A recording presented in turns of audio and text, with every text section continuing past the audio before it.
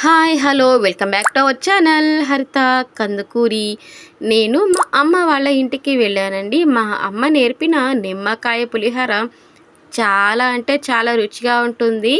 చిన్న పిల్లలకు నుంచి పెద్దవాళ్ళ మటుకు ఎంతో ఇష్టంగా తింటారు.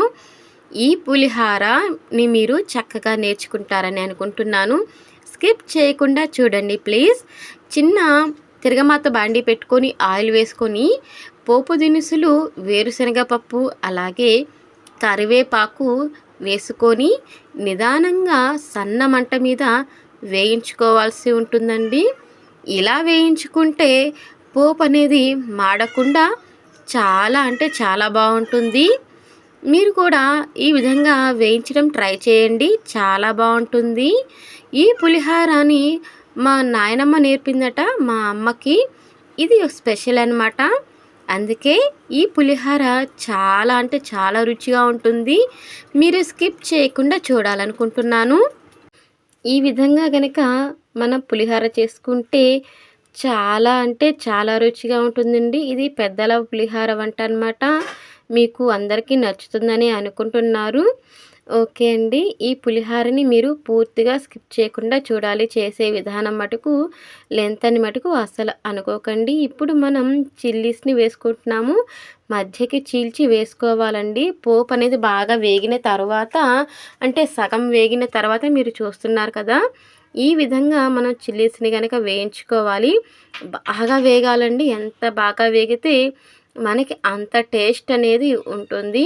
మీరు మిస్ చేసుకోకుండా, స్కిప్ చేయకుండా, ఈ వీడియోని లెంతీ అయిందని అనుకోకుండా ప్లీజ్ చూడండి. అలాగే చూసిన తర్వాత సబ్స్క్రైబ్ చేసుకోండి, లైక్ చేయండి, షేర్ చేయండి. పసుపు వేసుకుంటున్నామండి. పసుపు వేసుకొని మళ్ళీ కలిపి పెట్టుకోవాలి. ఓకేనండి.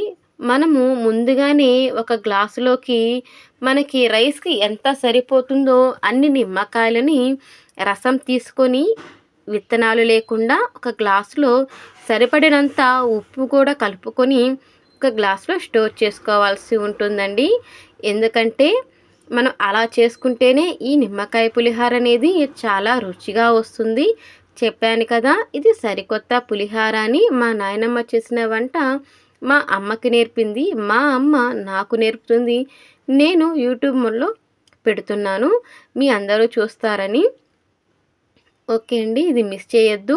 మా ఇంట్లో మా నాయనమ్మ వాళ్ళంట ఈ పులిహోరని ఏ పండగ వచ్చినా ఎలాంటి సందర్భాల్లోనైనా ఈ పులిహోర చేస్తారట. చిన్నప్పుడు నేను తినేదాన్ని, చాలా బాగుండేది. అందుకని నేను మీకు పోస్ట్ చేస్తున్నాను, ఏమీ అనుకోవద్దు లెంతీ వీడియో అయిందని. ఇక ఇప్పుడు మనకి వేగిన తర్వాత మనం స్టవ్ అనేది ఆఫ్ చేసుకోవాల్సి ఉంటుందండి. మనం మీకు తెలుస్తుంది కదా ఎప్పుడు వేగింది లేదనేది. అప్పుడు స్టవ్ అనేది ఆఫ్ చేయాలి. ఆఫ్ చేసిన వెంటనే నిమ్మకాయ రసంలో మనం ఉప్పు కలుపుకున్నాం కదా, అది ఇలా వేసేసుకోవాలి.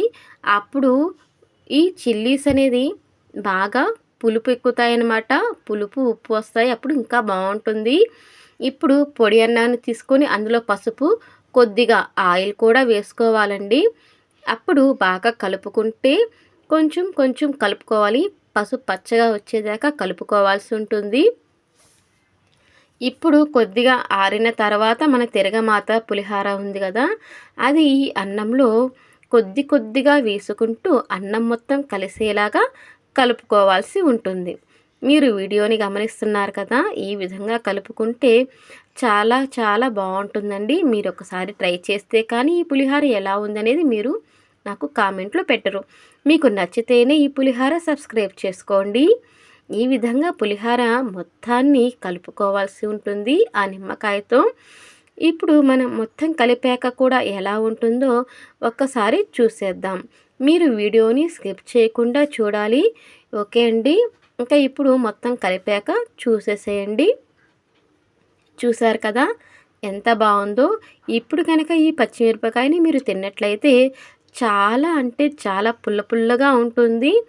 రైస్ కూడా చాలా బాగుంటుంది. నేనైతే టేస్ట్ చేశాను. ఇది మా ఇంట్లో స్టాండర్డ్ వంటకం. థ్యాంక్ యూ సో మచ్ చూసినందుకు.